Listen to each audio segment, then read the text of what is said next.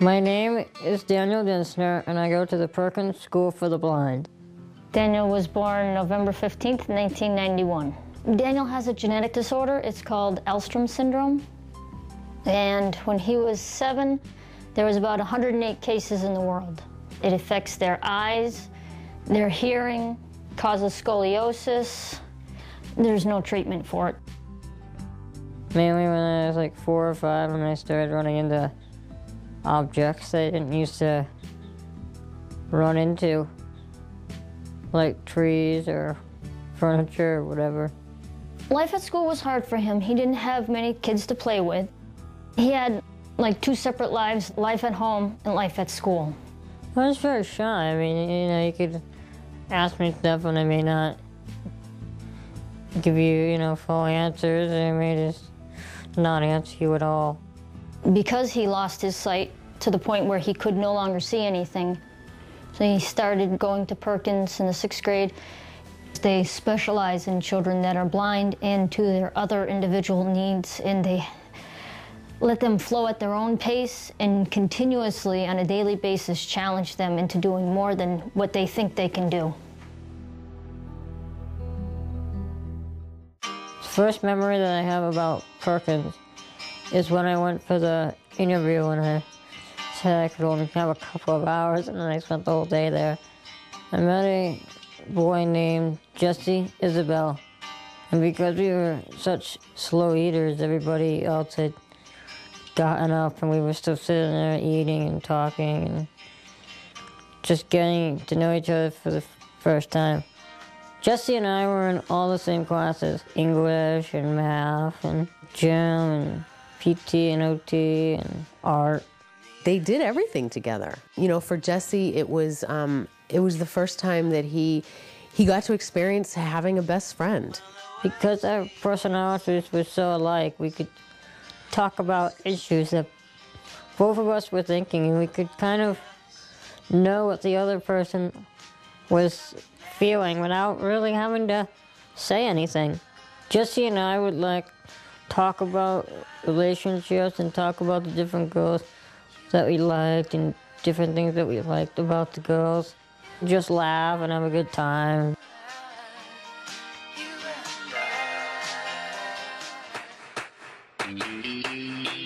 Jesse loved the Boston Red Sox. Everything he wore and everything he had basically had to do with that baseball team. Daniel had no love of the Red Sox before, and Jesse got him, to love the Red Sox.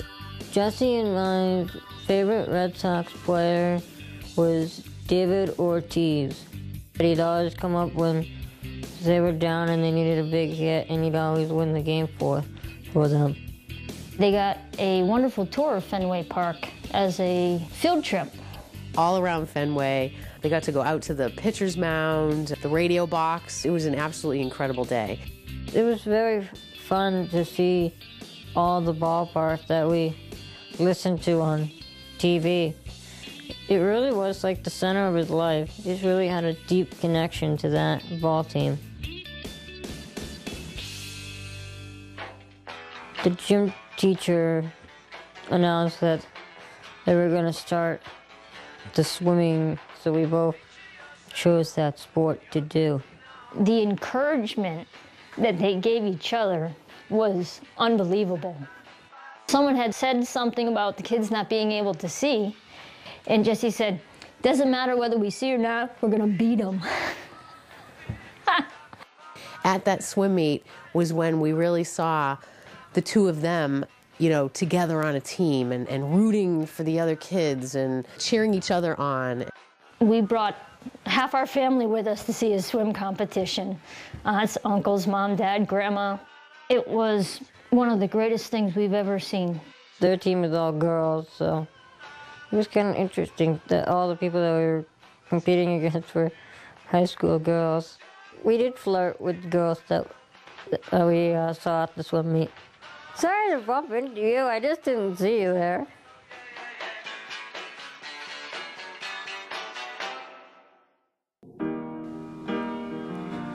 Well, that day started when I got up, And I came down and I got my meds and I had my breakfast. And Jesse wasn't there. I mean, usually we had breakfast together. I'm like, where's Jesse? Where's Jesse? And nobody's like telling me where he was, and I didn't know why he wasn't coming to class or anything. School called, and the lady on the other side of the phone said she needed to tell me something, but it was very difficult. She said, I need to let you know that Jesse passed away, and we don't know how to tell Daniel, and he's been asking for Jesse for an hour. And then finally someone told me that he had died. That he would no longer be there. And that was very hard to hear that. And very sad that I wouldn't have my friend anymore. At least not here on Earth.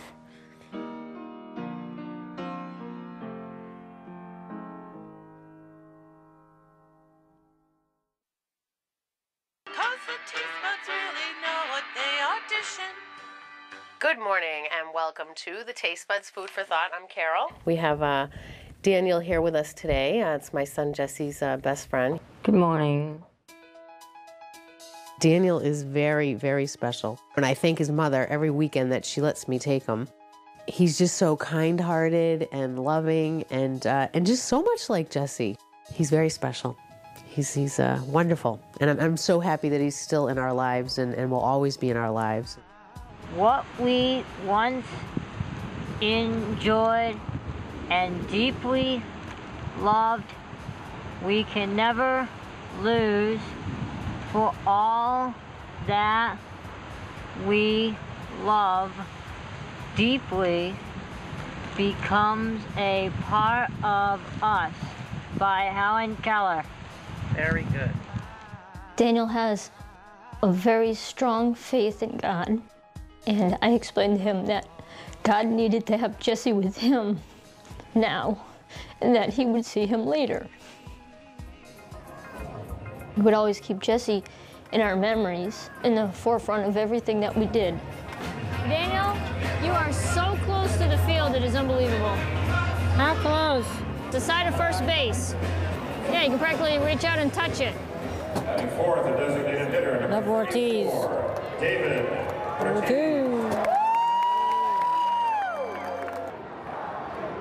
Champ Poppy.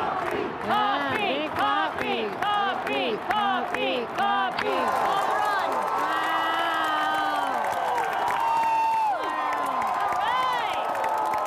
Nice grand slam.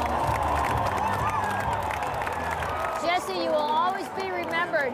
Your friend, Daniel. I think Jesse would like that a lot. Yep.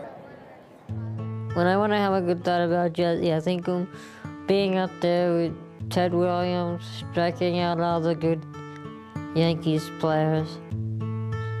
Step to the plate. Here comes the pitch from Jesse Isabel. Straight three, and he's out. When you're down and troubled and you need a helping hand, and nothing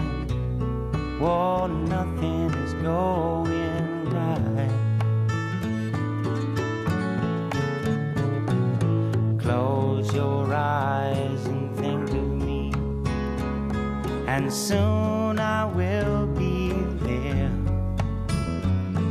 to brighten up even your darkest night. You just call up my name, and you know wherever I am, I'll come running. Oh yeah, baby, to see you again.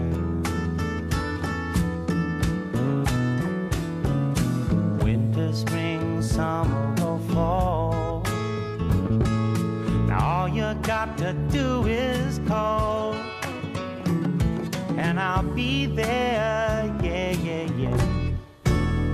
you've got a friend.